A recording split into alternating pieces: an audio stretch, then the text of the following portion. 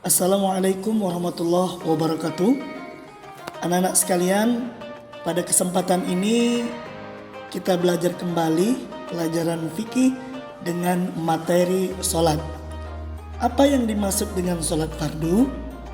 Baiklah, kali ini Bapak akan menjelaskan apa itu sholat. Sholat berasal dari kata bahasa Arab yang artinya doa. Adapun menurut syariat Islam, sholat adalah ibadah yang dimulai dengan bacaan takbiratul ihram dan diakhiri dengan ucapan salam dengan syarat dan ketentuan tertentu. Nah, segala perkataan dan perbuatan yang termasuk rukun sholat mempunyai arti dan makna tertentu yang bertujuan untuk mendekatkan hamba dengan penciptanya. Berikut adalah dalil tentang diwajibkan sholat. Bapak akan bacakan. A'udzu billahi minasy syaithanir rajim. Bismillahirrahmanirrahim. Wa aqimus salata wa atuz zakata warka'u ma'ar raki'in. Yang artinya, dan dirikanlah salat, tunaikanlah zakat, dan rukuklah bersama orang-orang yang rukuk. Al-Quran surat Al-Baqarah ayat 43. Nah, jadi salat merupakan kewajiban setiap umat muslim. Adapun salat fardu itu dikelompokkan menjadi dua, yaitu fardu ain, yang kedua adalah fardu kifayah. Nah, fardu ain itu diwajibkan kepada setiap individu. Yang termasuk dalam sholat ini adalah sholat 5 waktu dan sholat Jumat bagi laki-laki.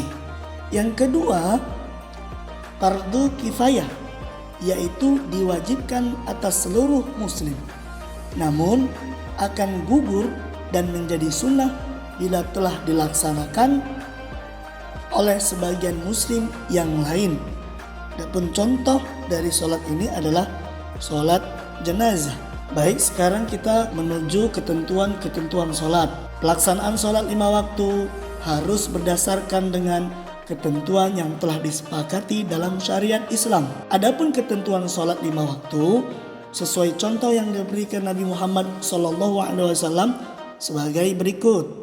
Ketentuan yang pertama adalah syarat sholat. Baik, kita akan bahas satu persatu, yaitu syarat sahnya sholat. Seseorang itu dianggap sholatnya sah apabila 1. Suci dari hadas kecil maupun hadas besar. 2. Suci badan, pakaian, dan tempat dari najis, baik najis yang telah kering maupun najis yang masih basah. Yang ketiga, menutup aurat. Adapun untuk laki-laki, auratnya adalah mulai dari pusar sampai dengan lutut, dan untuk wanita adalah seluruh anggota badan kecuali muka dan telapak tangan. Syarat sah berikutnya yang keempat, telah masuk waktu sholat. Kemudian yang kelima, menghadap kiblat. Berikutnya syarat wajib sholat. Seseorang diwajibkan sholat, yang pertama beragama Islam. Yang kedua, seseorang telah mencapai dewasa atau balik. Yang ketiga, berakal. Kemudian suci dari haid dan nifas. Kemudian sampai dakwah Islam kepadanya.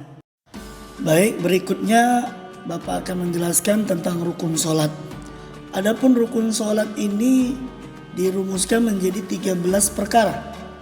Yang pertama, niat. Artinya berniat di dalam hati untuk melaksanakan sholat.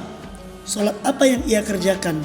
Subuhkah, zuhur, asar, maghrib, atau isya? Harus jelas. Kemudian berdiri bagi yang mampu. Jikalau seseorang tidak mampu berdiri dikarenakan dengan sebab yang syar'i, maka dibolehkan duduk. Kemudian rukun yang ketiga adalah takbiratul ihram dengan membaca Allahu Akbar. Keempat, membaca surat Al-Fatihah. Kelima, ruku dengan tumak-ninah.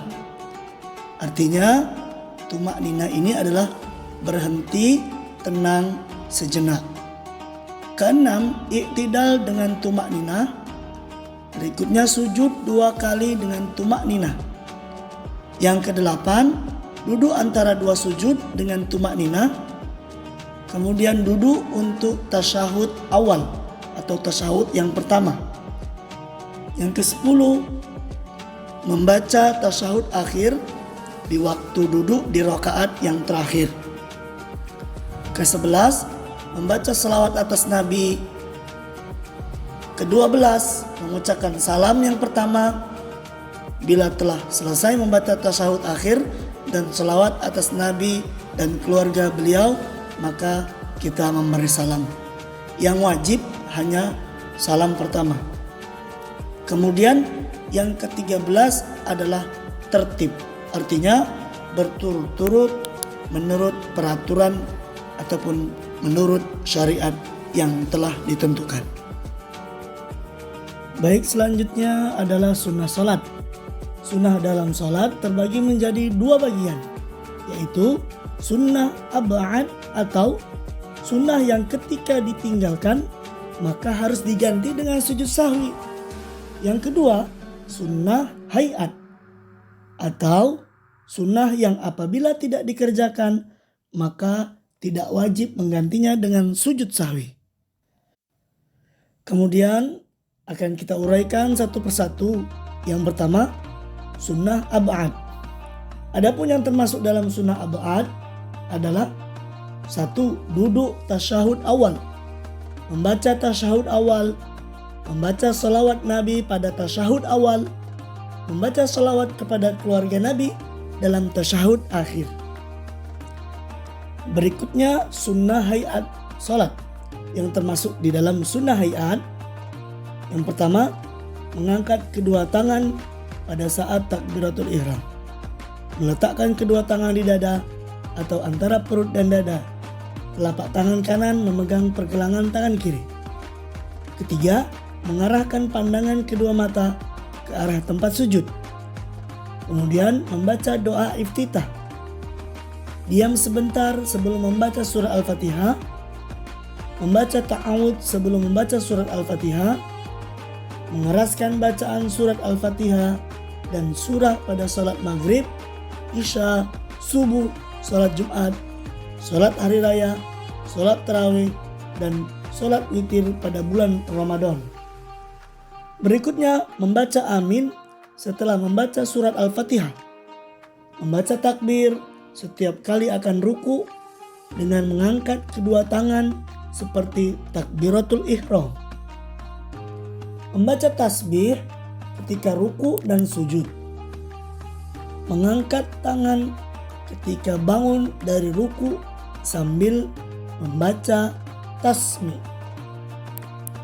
Berdoa ketika duduk di antara 2 sujud. Duduk sejenak waktu bangun dari sujud pada rakaat pertama. Duduk iftirash. Duduk tawaru. Berdoa setelah membaca salawat Nabi, mengucapkan salam sambil menoleh ke kiri. Nah, itulah tadi yang termasuk di dalam sunnah hayat.